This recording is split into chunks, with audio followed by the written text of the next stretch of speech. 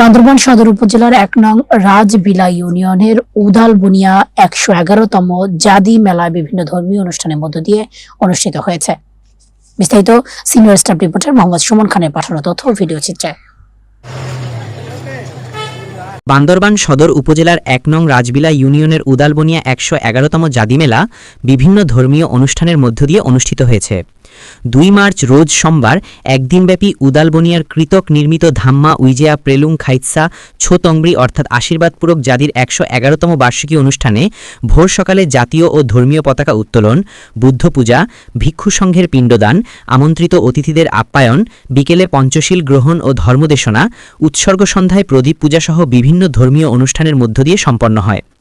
জাদি প্রাঙ্গণে অনুষ্ঠিত অনুষ্ঠানে মশাবনিয়া বৌদ্ধবিহারের বিহার অধ্যক্ষ নাগাওয়াইসার সঞ্চালনায় উদালবনিয়া বৌদ্ধবিহারের কল্যাণ অনাথ আশ্রমের প্রতিষ্ঠাতা ও পরিচালক পাইন্দাওয়াইংসা মহাথেরের সভাপতিত্বের প্রধান অতিথি হিসেবে উপস্থিত ছিলেন বাঙ্গালহালিয়া নাক্যছড়া আগাপাড়া বৌদ্ধ কল্যাণ অনাথালয়ের প্রতিষ্ঠাতা ও পরিচালক এবং মায়ানমার সরকার কর্তৃক মহাসদ্ধর্ম জ্যোতিকা ধ্বজা উপাধিপ্রাপ্ত পরম পূজনীয় গুরুভান্তে উপাচার্য খেমাচারা মহাথের, প্রধান ধর্মদেশক বেদবুনিয়া বৌদ্ধবিহারের বিহার অধ্যক্ষ পাইন্দাতা ওয়াইসা মহাথের,